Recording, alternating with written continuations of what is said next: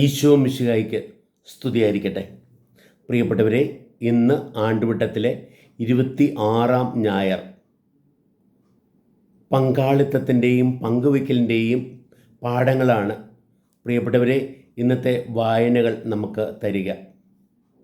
ദൈവത്തെയോ ദൈവാനുഗ്രഹത്തെയോ തങ്ങൾക്ക് മാത്രമായി തങ്ങളിൽ മാത്രമായി ഒതുക്കി വയ്ക്കേണ്ടവരോ ദൈവപ്രവർത്തനം തങ്ങൾ മാത്രമേ ചെയ്യാവൂ എന്ന് വാശി പിടിക്കേണ്ടവരോ അല്ല പ്രിയപ്പെട്ടവരെ ക്രൈസ്തവർ.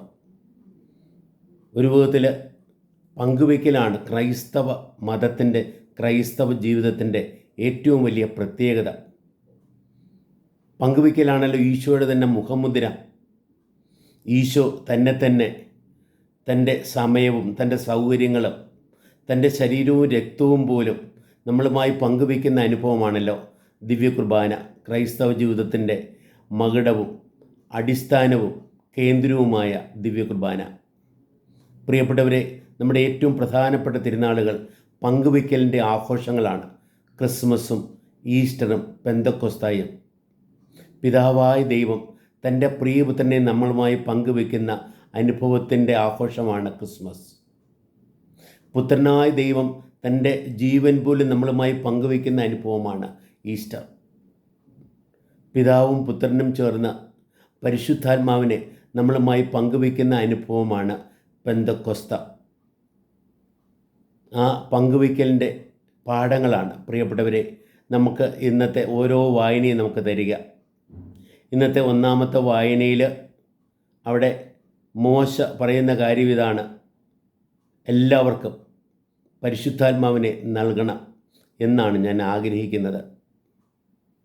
ഇന്നത്തെ സങ്കീർത്തനത്തിൽ ദൈവത്തിൻ്റെ വചനത്തിലൂടെ ദൈവം നമുക്ക് വിജ്ഞാനം പങ്കുവയ്ക്കുന്ന കാര്യമാണ്, സന്തോഷവും സമാധാനവും പങ്കുവയ്ക്കുന്ന കാര്യമാണ് 19-ാമത്തെ സങ്കീർത്തനം വെളിവാക്കുക. പങ്കുവയ്ക്കാത്ത ധനികൻ്റെ ആ ദുരിതത്തെക്കുറിച്ചാണ് ഇന്നത്തെ രണ്ടാമത്തെ വായന നമ്മളെ ഓർമ്മപ്പെടുത്തുക. തങ്ങളുടെ പ്രവർത്തനങ്ങളിൽ എല്ലാവരെയും പങ്കാളികളാക്കണം, മറ്റുള്ളവരെ തടസ്സപ്പെടുത്തരുത് എന്ന പാഠമാണ് ഇന്നത്തെ സുവിശേഷം നമുക്ക് തരിക. പ്രിയപ്പെട്ടവരെ, ഒന്നാമത്തെ വായന സംഖ്യാപുസ്തകത്തിൽ നിന്നാണ്. സംഖ്യാപുസ്തകത്തിലെ 11-ാമത്തെ അധ്യായത്തിൽ മോശ ഒരു വിധത്തിൽ ദൈവത്തിൻ്റെ അടുത്ത് വിലപിക്കുന്നുണ്ട്. ദൈവമേ, ഈ മനുഷ്യരുടെ എല്ലാവരുടെയും ഭാരം താങ്ങാൻ എനിക്ക് സാധിക്കത്തില്ല, എനിക്ക് ഒറ്റയ്ക്ക് ഇതെല്ലാം ചെയ്യാൻ പറ്റുന്നില്ല, നീ എന്നെ ഇങ്ങനെ വിഷമിപ്പിക്കല്ലേ എന്ന് ദൈവത്തിൻ്റെ അടുത്ത് പറയുമ്പോൾ ദൈവം എന്തു ചെയ്തു എന്നറിയാവോ? ദൈവം മോശയിൽ നിന്നുള്ള ആ ചൈതന്യമെടുത്ത് 70 പേരുമായി പങ്കുവെച്ചു. ആ സംഭവമാണ് അവിടെ നമ്മൾ വിവരിക്കുക. ആ സമയത്ത് ആ കൂട്ടായ്മയിൽ പങ്കാളികളാകുവാനായിട്ട് നിശ്ചയിക്കപ്പെട്ട 2 പേര് ആ കൂട്ടായ്മയിൽ വരാതെ തങ്ങളുടെ കൂടാരത്തിലിരുന്നു. അവരുടെ മേലും പരിശുദ്ധാത്മാവ് വന്ന് നിറഞ്ഞപ്പോൾ അവരും പ്രവചിച്ചു. ഈ വിവരം അറിഞ്ഞ് ഒരാൾ വന്ന് ഈ മോശയുടെ അടുത്ത് ഈ കാര്യം പറഞ്ഞു. ജോഷുവ അത് കേട്ടപ്പോൾ ജോഷുവ മോശയോട് പറയുക, അവരെ തടസ്സപ്പെടുത്തുക, അവർ നമ്മുടെ കൂടെ ഇല്ലായിരുന്നത് കൊണ്ട് അവർ പരിശുദ്ധാത്മാവിനാൽ നിറയേണ്ട, പരിശുദ്ധാത്മാവിൽ പ്രവചിക്കേണ്ട എന്ന് പറയുന്ന നിലപാട്. അവിടെയാണ് പ്രിയപ്പെട്ടവരെ മോശ പറയുന്നത്, അവരെ തടയണ്ട. സത്യത്തിൽ എല്ലാവരും തന്നെ പരിശുദ്ധാത്മാവിനാൽ പൂരിതരാകണം. അതാണ് എൻ്റെ ആഗ്രഹം. നമുക്കറിയാമല്ലോ, എല്ലാം അനുഗ്രഹങ്ങളെല്ലാം തന്നെ സ്നേഹമാകട്ടെ, വിജ്ഞാനമാകട്ടെ, ചൈതന്യമാകട്ടെ എല്ലാം പകരപ്പെടുമ്പോൾ അത് നമുക്ക് ആർക്കും കുറഞ്ഞു പോകുന്നില്ല, അത് വർദ്ധിക്കുന്നേയുള്ളൂ, എല്ലായിടത്തും വ്യാപിക്കുന്നേയുള്ളൂ. നമ്മളെ പഠിപ്പിക്കുമ്പോൾ നമ്മുടെ വിജ്ഞാനം കുറഞ്ഞു പോകുന്നില്ല, അത് വർദ്ധിക്കുക. നമ്മുടെ പ്രകാശം പരത്തുമ്പോൾ, നമ്മുടെ തിരിയിൽ നിന്ന് വേറൊരാൾ തിരി കത്തിക്കുമ്പോൾ നമ്മുടെ തിരിയിലെ പ്രകാശം കുറഞ്ഞു പോകുന്നില്ല. നമ്മൾ സ്നേഹിക്കുമ്പോൾ, മറ്റുള്ളവരെ സ്നേഹിക്കുമ്പോൾ നമ്മുടെ സ്നേഹം കുറഞ്ഞു പോകുന്നില്ല, അത് വർദ്ധിക്കുന്നേയുള്ളൂ. പങ്കുവയ്ക്കുമ്പോൾ വർദ്ധിക്കുന്നതാണ് നന്മകളെല്ലാം തന്നെ പ്രിയപ്പെട്ടവരെ. നമ്മൾ ഇന്നത്തെ സങ്കീർത്തനം 19-ാം സങ്കീർത്തനമാണ്, വചനത്തെക്കുറിച്ചുള്ള സങ്കീർത്തനമാണ്. 119 സങ്കീർത്തനം പോലെ 1-ാമത്തെ സങ്കീർത്തനവും 19-ാം സങ്കീർത്തനവും പ്രിയപ്പെട്ടവരെ നമ്മൾ ഈ വചനത്തെക്കുറിച്ചുള്ള സങ്കീർത്തനം. അവിടെ ഈ വചനത്തെക്കുറിച്ച് പ്രത്യേകം പറയുന്നത് പ്രിയപ്പെട്ടവരെ, വചനത്തിൻ്റെ വലിയ പ്രത്യേകതകളെല്ലാം ഈ സങ്കീർത്തനം വെളിവാക്കുന്നുണ്ട്. നീതിയുക്തമായ കരുണ നിറഞ്ഞ സ്നേഹം പ്രകടമാക്കുന്ന ആ ദൈവത്തിൻ്റെ വചനത്താൽ, നമ്മളെ പ്രകാശിപ്പിക്കുന്ന വചനത്താൽ നിരന്തരം നിറയപ്പെടണം. രൂപത്തിൽ ദൈവം തൻ്റെ വിജ്ഞാനം നമ്മളുമായി പങ്കുവയ്ക്കുകയാണ് പ്രിയപ്പെട്ടവരെ. പങ്കുവയ്ക്കലിൻ്റെ അനുഭവമാണ് ദൈവവചനം വെളിവാക്കുക.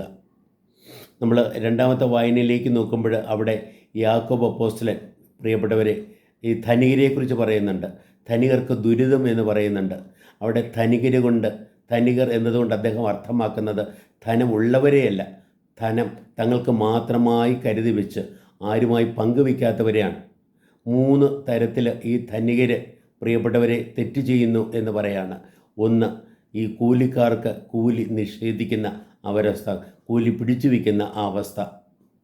അല്ലെങ്കിൽ രണ്ടാമത്തെ കാര്യം, മറ്റുള്ളവരുടെ വിഷമതകളൊക്കെ കണ്ടിട്ട് പോലും അവരെ ഒന്ന് സഹായിക്കാൻ ശ്രദ്ധിക്കാതെ സുഖലോലുപതയിൽ തങ്ങൾ കഴിയുന്ന അവസ്ഥ.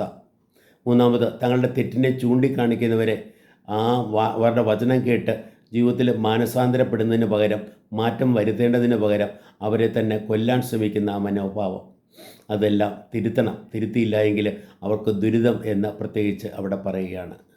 ധനത്തെ തന്നെ ദൈവമാക്കുന്ന മനുഷ്യരാണ് രൂപത്തിലെ ധനികർ. നേരെ മറിച്ച് എനിക്ക് ഉള്ളത് തന്നത് ദൈവമാണെല്ലാം തന്നത് എന്ന് ബോധപ്പെട്ടുകൊണ്ട് അത് എനിക്ക് മാത്രമല്ല എല്ലാവർക്കും വേണ്ടിയാണ് എന്ന ഒരു ബോധത്തോടെ ഇല്ലാത്തവരുമായി പങ്കുവയ്ക്കുവാൻ ശ്രദ്ധ വയ്ക്കുമ്പോൾ പ്രിയപ്പെട്ടവരെ, അവിടെയാണ് നമുക്ക് ധനം അനുഗ്രഹമായി ഭവിക്കുക. നമ്മൾ ഇന്നത്തെ സുവിശേഷത്തിലേക്ക് നോക്കുമ്പോൾ അവിടെ യോഹന്നാൻ വന്നിട്ട്, യോഹന്നാൻ രൂപത്തിൽ സ്നേഹത്തിൻ്റെ സുവിശേഷകനാണ്. യോഹന്നാൻ്റെ സുവിശേഷം നോക്കിക്കഴിഞ്ഞാൽ സ്നേഹത്തെക്കുറിച്ച് പറയുന്നത്, യോഹന്നാൻ്റെ 1-ാമത്തെ ലേഖനം സ്നേഹത്തെക്കുറിച്ച് നമ്മളോട് പറയുന്നത് പ്രിയപ്പെട്ടവരെ. പക്ഷേ അദ്ദേഹം ഒരു രൂപത്തിൽ മാനസാന്തരപ്പെടുന്നതിന് മുമ്പ് എന്ന് പറയാം. എൻ്റെ ഒരു ചിന്ത, ഈ മാതാവിനെ തൻ്റെ ഭവനത്തിലേക്ക് യോഹന്നാൻ സ്വീകരിച്ച് മാതാവിൻ്റെ കൂടെ കഴിഞ്ഞ ഒരവസ്ഥ യോഹന്നാൻ്റെ ജീവിതത്തിൽ വലിയ മാറ്റം വരുത്തി, ഒത്തിരി സ്നേഹത്താൽ നിറച്ചു. അതിനുശേഷമാണ് അദ്ദേഹം സുവിശേഷമൊക്കെ രചിക്കുന്നത്. എന്നാൽ അതിനു മുമ്പ് രൂപത്തിൽ അധികാരമോഹിയായിരുന്നു യോഹന്നാനും യാക്കോബും എന്ന് പറയാം. ഇവിടെ ഒരു രൂപത്തിൽ മറ്റുള്ളവരെയൊക്കെ തടസ്സപ്പെടുത്തുക. അദ്ദേഹം എന്നാൽ ഈശോയോട് പറയുക, കർത്താവേ, നമ്മുടെ കൂട്ടത്തിൽ പെടാത്ത ഒരാൾ നിൻ്റെ നാമത്തിൽ ഞങ്ങൾ പിശാചിനെ ബഹിഷ്കരിക്കുന്നത് കണ്ടു, അവരെ ഞങ്ങൾ തടഞ്ഞു എന്ന് പറയാണ്. കർത്താവ് പറയുക, അവരെ നിങ്ങൾ തടയേണ്ട. മറ്റുള്ളവർ നന്മ ചെയ്യുന്നത് കാണുമ്പോൾ അവരെ തടസ്സപ്പെടുത്തുകയോ അവരോട് അസൂയപ്പെടുകയല്ല വേണ്ടത്, പിന്നെയോ എല്ലാവരും നന്മ ചെയ്യണം എന്ന് അതിനെ പ്രചോദിപ്പിക്കുകയും മറ്റുള്ളവർ നന്മ ചെയ്യുന്നത് കാണുമ്പോൾ സന്തോഷിക്കുകയുമാണ് നമ്മൾ ചെയ്യേണ്ടത് എന്ന് പ്രിയപ്പെട്ടവരെ ഈശോ നമുക്ക് വെളിവാക്കുക. നമ്മൾ ഒരു വിധത്തിൽ ഈ പങ്കുവയ്ക്കേണ്ടതിൻ്റെ ആവശ്യകത, അതോടൊപ്പം വിട്ടുകളയേണ്ടതിൻ്റെ ആവശ്യകതയും ഇന്നത്തെ സുവിശേഷം വെളിവാക്കുന്നുണ്ട്. അതായത് നമ്മിൽ തിന്മ വരുത്തുന്ന, പാപം വരുത്തുന്ന എല്ലാം നമുക്ക് വിട്ടുകളയാനായിട്ട്, ഒരു വിധത്തിൽ ശരീരത്തിൻ്റെ ഭാഗം പോലും വെട്ടിയെറിയണമെന്ന് കർത്താവ് പറയുമ്പോൾ അവിടെ ഒരു വിധത്തിൽ ഉദ്ദേശിക്കുന്നത് നമ്മളെ തന്നെ വികലാംഗരാക്കുക എന്നതല്ല. പിന്നെയോ കർത്താവ് പറയുന്നത് പാപഹേതുക്കളെ ഏത് രീതിയിലും പാപത്തെ അകറ്റിക്കളയാൻ നമുക്ക് സാധിക്കണം. അപ്പോൾ തിന്മയും പാപത്തെയും വിട്ടുകളയാനും നന്മയെയും സ്നേഹത്തെയും കൃപയെയും ഉൾക്കൊള്ളാനും അത് എല്ലാവരിലും പ്രോത്സാഹിപ്പിക്കുവാനും നമുക്ക് സാധിക്കണം. മറ്റുള്ളവരെ തെറ്റിൽ നിന്ന് നമ്മൾ തിരുത്താൻ ശ്രദ്ധിക്കണം. നന്മ ചെയ്യാൻ പ്രചോദിപ്പിക്കുകയും പ്രാപ്തരാക്കുകയും വേണം. ആ രീതിയിൽ നമ്മൾ ജീവിക്കാൻ തയ്യാറാകുമ്പോഴാണ് നമ്മൾ ഈശോയുടെ യഥാർത്ഥ ശിഷ്യരായി ജീവിതത്തിൽ മുന്നേറുക. പ്രിയപ്പെട്ടവരെ, നമ്മൾ ഇന്ന് ഈ ദിവ്യകുർബാനയിൽ പങ്കുചേരുമ്പോൾ, ദൈവത്തിൻ്റെ വലിയ പങ്കുവയ്ക്കലിൻ്റെ ആഘോഷത്തിൽ നമ്മൾ പങ്കുചേരുമ്പോൾ പ്രിയപ്പെട്ടവരെ, നമുക്ക് പങ്കാളിത്തത്തിൻ്റെയും പങ്കുവയ്ക്കലിൻ്റെയും മനോഭാവം നന്നായിട്ട് ഉൾക്കൊള്ളാം. ഞാൻ മാത്രം ചെയ്യും, എനിക്ക് മാത്രമേ ചെയ്യാനാവൂ എന്നുള്ള നിലപാട് വേണ്ട. കർത്താവ് നമുക്ക് മാത്രമല്ല കഴിവ് തന്നത്, എല്ലാവർക്കും കർത്താവ് കഴിവ് തരുന്നുണ്ട്. ഒരു കഴിവ് പോലും ഇല്ലാത്ത ഒരാളുമില്ല പ്രിയപ്പെട്ടവരെ. എല്ലാ കഴിവും തികഞ്ഞവരും ആരുമില്ല. നമ്മൾ ഒറ്റയ്ക്ക് ചെയ്യുമ്പോഴല്ല, ഒരുമിച്ച് ചെയ്യുമ്പോഴാണ് എല്ലാം നന്നായിട്ട് നിവർത്തിക്കപ്പെടുക. കാരണം ദൈവം നമ്മളെ സൃഷ്ടിച്ചത് സമൂഹ ജീവിയായിട്ടാണ്. നമ്മൾ ഓരോരുത്തരും ഓരോ വ്യക്തികളാണ്, തനിമയുള്ള വ്യക്തികളാണ്. പക്ഷേ നമ്മളാകണമെങ്കിൽ മറ്റുള്ളവർ ഉണ്ടാകണം. ബന്ധങ്ങളിലൂടെയാണ് നമ്മൾ വ്യക്തികളായി രൂപം കൊള്ളുന്നതും വളരുന്നതും. അവിടെ ആ പങ്കുവയ്ക്കലും മറ്റുള്ളവരുമായിട്ടുള്ള ബന്ധപ്പെടലും മറ്റുള്ളവരുമായിട്ടുള്ള യോജിക്കലും പ്രിയപ്പെട്ടവരെ നമുക്ക് അത്യാവശ്യമാണ്. നമ്മുടെ ഓരോ ക്രൈസ്തവനും നമ്മുടെ ഓരോ നേതാവും പ്രിയപ്പെട്ടവരെ ഈ പങ്കാളിത്തത്തിൻ്റെയും പങ്കുവയ്ക്കലിൻ്റെയും ആ ചൈതന്യത്താൽ നിറയപ്പെടട്ടെ. കൊള്ളാബറേറ്റീവ് മിനിസ്ട്രി എന്നാണ് ഇതിനെ പറയുക. കൊള്ളാബറേറ്റീവ് എന്ന് പറഞ്ഞാൽ മറ്റുള്ളവരുമായിട്ട് പങ്കുചേരുക. നമ്മളിപ്പോഴും സിനഡാലിറ്റി, സഭ മുഴുവനും സിനഡാത്മകമാകണം എന്ന് നമ്മുടെ പാപ്പ നമ്മളെ പഠിപ്പിക്കുക. നമ്മൾ ഇപ്പോഴ് പൂർത്തീകരിക്കാൻ പോകുന്ന, അടുത്ത മാസം പൂർത്തീകരിക്കാൻ പോകുന്ന സിനഡിൻ്റെ ചൈതന്യത്തിലൂടെ പ്രിയപ്പെട്ടവരെ നമ്മൾ നിറയപ്പെടുമ്പോൾ അത് പങ്കാളിത്ത ആ മനോഭാവം നമ്മിൽ സൃഷ്ടിക്കുകയാണ്. പങ്കാളിത്ത മനോഭാവത്താൽ നിറഞ്ഞ് പങ്കുവയ്ക്കുന്നവരായി നമുക്ക് ജീവിക്കാം. ദൈവം നമുക്ക് തന്നത് പ്രിയപ്പെട്ടവരെ നമുക്ക് വേണ്ടി മാത്രമല്ല. ദൈവം നമ്മുടെ കൂടെ ആയിരിക്കുന്നത് നമ്മിൽ ഒതുങ്ങാൻ വേണ്ടിയല്ല, പിന്നെയോ നമ്മിലൂടെ ഏറ്റവും വിശാലമാകാൻ വേണ്ടിയാണ്. നമ്മിലൂടെ ദൈവം ലോകത്ത് പരക്കണം, ദൈവത്തിൻ്റെ സ്നേഹം ലോകത്ത് വ്യാപിക്കണം, ദൈവത്തിൻ്റെ വചനം പ്രഘോഷിക്കപ്പെടണം.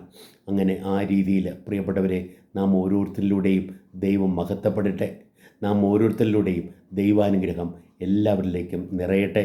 അങ്ങനെ പങ്കാളിത്തത്തിൻ്റെയും പങ്കുവയ്ക്കലിൻ്റെയും മനോഭാവത്താൽ നിറഞ്ഞ ദൈവത്തിൻ്റെ പ്രിയപ്പെട്ട മക്കളായി, ഈശോയുടെ യഥാർത്ഥ ശിഷ്യരായി, പരിശുദ്ധാത്മാവിൻ്റെ ആലയങ്ങളായി, തിരുസഭയുടെ അംഗങ്ങളായി, സ്വർഗത്തിൻ്റെ പൗരരായി ജീവിക്കുവാൻ നമുക്ക് ശ്രദ്ധിക്കാം. ദൈവം നമ്മെ സമർത്ഥമായി അനുഗ്രഹിക്കട്ടെ.